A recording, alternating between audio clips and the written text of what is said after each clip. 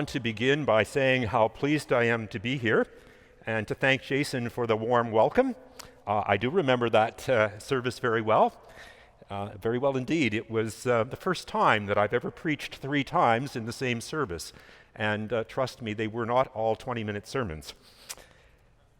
It's also good to be here as the interim principal of Emmanuel College, and in that sense, recognizing and wanting to celebrate the long relationship the college has had with this congregation, one that is in fact lived out in many ways.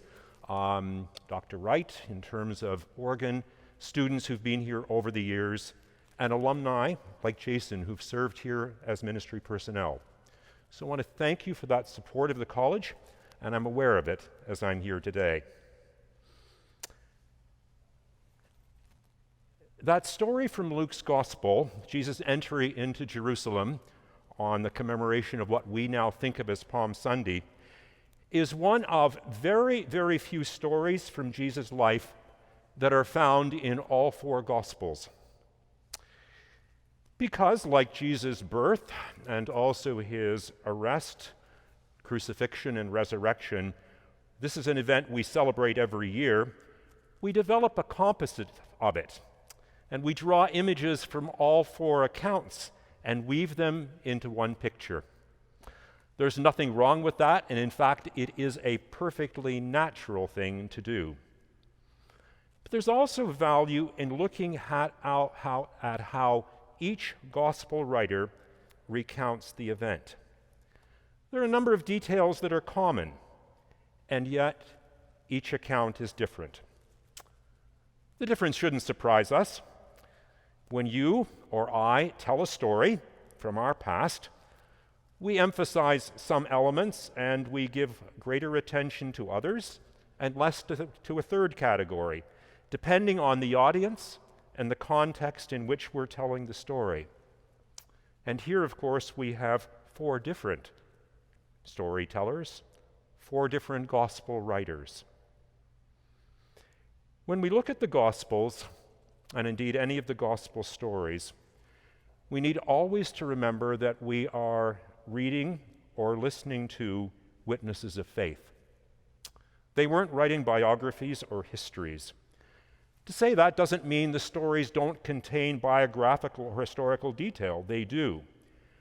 But it is to say, as the writer of John's Gospel puts it near the end of that particular collection of stories, and I quote, "Now Jesus did many other signs in the presence of his disciples, which are not written in this book. But these are written, that you might believe that Jesus is the Messiah, the Son of God, and that through believing you may have life in his name." So with the Gospels, witnesses of faith, the emphasis on some elements and the ways things are recounted assume even greater importance. These writers made choices. There was nothing accidental here. So what might we learn from Luke's telling of this event? When I read through Luke's account thinking about today, I was struck by 3 things. First, Luke's emphasis is on Jesus' followers, his disciples. Unlike Matthew and Mark, Luke's account doesn't speak about a large crowd coming out from the city, folks drawn to come and see this increasingly well-known figure from Nazareth. No, in Luke's case, the emphasis is on those who have been following him, some from the beginning of his ministry and others who've joined at various points in time. Now, I know for myself, and I think I'm probably not alone, when I hear the word disciple, I tend initially to think about those 12 who are named. But as Luke makes clear, not only here but elsewhere in his gospel, the disciples who followed Jesus around, women as well as men, were a, quote, a crowd, in fact, a large crowd. Luke never gives us a number, but he uses words like a multitude to describe them. And indeed, in Luke's account of the entry into Jerusalem that day, he speaks about, and I quote, the whole multitude of disciples praising God, end quote, as Jesus journeys down from the Mount of Olives toward the city on a colt. Now, the fact he describes the scene in that way doesn't mean that there wasn't a crowd there, but that's not what Luke was concerned about. And indeed, we know from his account that some Pharisees were present. But his emphasis is on Jesus' disciples, his followers, what they did. And second, like Mark, like Matthew, in fact, like John, Jesus talks about those present putting their coats on, or cloaks on the colt and on the ground as Jesus makes this journey down the hill into the city. But unlike the account in the other three Gospels, there's no mention here of those present cutting palm branches and placing them on the road. The lack of that mention doesn't mean it didn't occur, but the presence of that detail in the other three Gospel stories does make it likely, but Luke here makes no mention of it. And finally, related to both my points about the focus on the disciples and the lack of the mention of the cutting and waving of palms, Luke's account does not have that same political sense that you find in Mark or in Matthew's telling of the story. In Mark's and Matthew's accounts, the disciples probably, and the crowd definitely, saw Jesus as a potentially political Messiah, the long-promised ruler of Israel who might be able to rid them of the Romans and restore the country's greatness. That notion seems generally absent from Luke, not only in the account of Jesus' time in Jerusalem, his arrest, crucifixion, and resurrection, but also here. The disciples may well have had such thoughts of an earthly ruler or monarch, but that wouldn't be apparent in the way Luke presents the story. For Luke, these are the followers who've been with Jesus all along. Fred Craddock, New Testament scholar and preacher, put the matter in his commentary on Luke's gospel by saying, these disciples may not understand the nature of Jesus' messiahship, but they are not fickle crowds who praise him at the beginning of the week and turn against him at the end. Indeed, as he puts it, and here I'll quote, the story, as Luke tells it, is less crowded and more subdued. It's an event of and for believers, and its meaning lies in Jesus and in their faith in him, meaning that is in no way related to public favor or disfavor, participation or non-participation. In saying that, I don't want to suggest these disciples get everything right. In the subsequent chapters that recount Jesus' arrest, crucifixion, and resurrection, in Luke's account, Peter will still deny Jesus 3 times. The disciples will still fall asleep when Jesus asks them to pray while he goes off a little bit from them to do the same. These disciples or followers will still disbelieve when 3 women from their company visit the tomb on Easter morning and come back to tell the rest of them that the tomb was empty, but that they saw 2 men in dazzling clothes who told them that Jesus had risen. What Luke portrays in this gospel, and especially in this story of Jesus entering into Jerusalem that we are remembering and celebrating today, is a group of disciples who are drawn to follow him on the basis of his message, what they've witnessed as their followers, and their conviction of who he is. They are not the fickle or the fair-weather friends. And maybe today that's the place for us to start. Often on Palm Sunday, we tend to focus on the crowds who praise Jesus, but then will later in the week call for his crucifixion. But maybe today, in this time and in this context, it's a time to focus, as Luke did in his gospel, on his followers and on those of us who would today be his followers. Being a follower of Jesus is always a challenge. In fact, it is always a challenge. It was then, and it is now. But our current context and time make it a challenge for two reasons in particular. One is the challenge of being followers and of trying to be the church now, 25 months or so into this pandemic. It's a challenge to keep going when for much of that time none of us could be together here. And yes, we knew that other members of Metropolitan were present, viewing the live stream as we were, joined by others who'd not been part of Metropolitan in the past. We could do that. We could still hear that music that is so much a part of what makes worship here the rich experience it is. But for most of the last 25 months, we've been isolated. We gain strength and we gain courage from our following when we have the chance to be in the physical presence of others who are on that journey with us.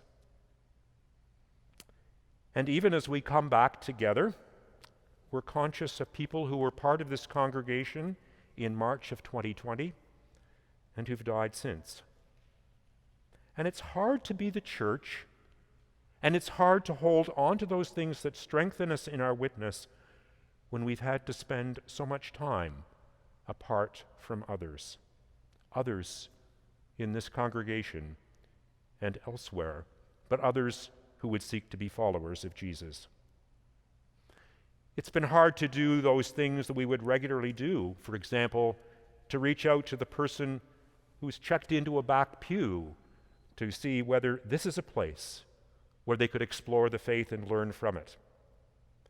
It's hard when those and other opportunities have not been present. And we wonder, and we worry a little about what shape things will be in as our normal activities resume, with the question mark lingering over it. For how long will we be able to resume in this way? And second, it's a challenge to keep going and to witness to our convictions about who Jesus is for us and for others when we're part of a society that's changed so dramatically in the last decade or two, let alone if you are of my age and you reflect back over a generation or two.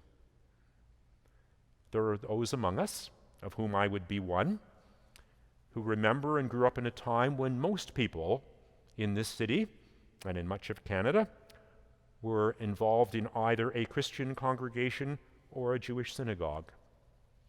In my village in northeastern New Brunswick, where I grew up, it was a mark of opprobrium if you weren't involved in the Roman Catholic Church or the United Church, those being the two options in that village.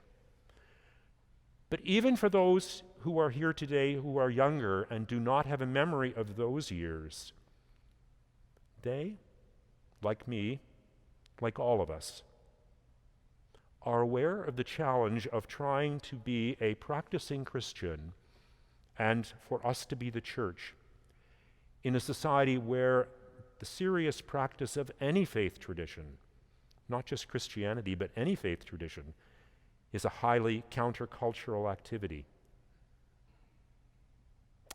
If you went to high school in the last 15, 20 years and you were involved in church, you might have been the only one in your class for whom that was true.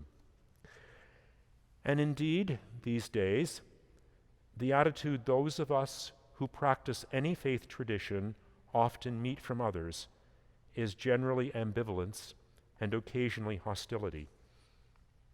But the response is rarely positive. Learning or relearning how to witness to the faith, how to talk about why we're active members of a Christian community, or why we attend church, or why and how we practice the faith as we do. That's something we need to learn how to do, or learn how to do again. Learn how to have that conversation with the grandchild or the coworker or the friend who wants to know why we have the particular commitment we do, perhaps to the environment, or to housing, or to purchasing some things but not others. As I think back, it's a conversation my parents would have assumed the minister would have in a different era. And those can be awkward conversations, but they're ones we need to learn how to have again. And maybe on this Palm Sunday we need to do what Luke records those followers of Jesus doing so long ago as he made his entry into Jerusalem. Maybe, like them, we need to make it a day when we celebrate, really celebrate, as in fact we did at the beginning of this service, to think about who Jesus is for us and to give God thanks and praise for his presence and for that gift. Yes, and to figure out what following and serving means in our time and place. Unlike his followers that day, we know what lies ahead for Jesus in terms of the rest of this week. But like his followers, we do not know the direction of our own particular journeys, in the same way that they did not know what direction their journeys would take later that week. So let us give thanks and celebrate today. Our remembrance later this week of the nature of his journey need not undercut making today a time to give glory, praise, and honor to Jesus, as that opening hymn in today's service reminded us. He is the one we've chosen to follow because he is the one in whom we've seen God most fully revealed. Such a time of thanksgiving, celebration, and praise, in the midst of others offering similar sentiments, whether they're here with us in the sanctuary or with us virtually, can strengthen each of us for that journey. Like those disciples of old of whom Luke wrote, who would soon come to know their own struggles and need to figure out how to be followers when Jesus was no longer with them. May we move into the challenges and the struggles of being his disciples now. In doing so, like those first disciples, may we find strength and sustenance from this time together, from these stories, and from the one who comes to us in these times and in these stories.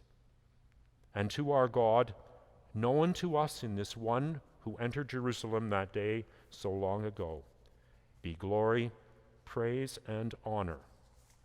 Amen.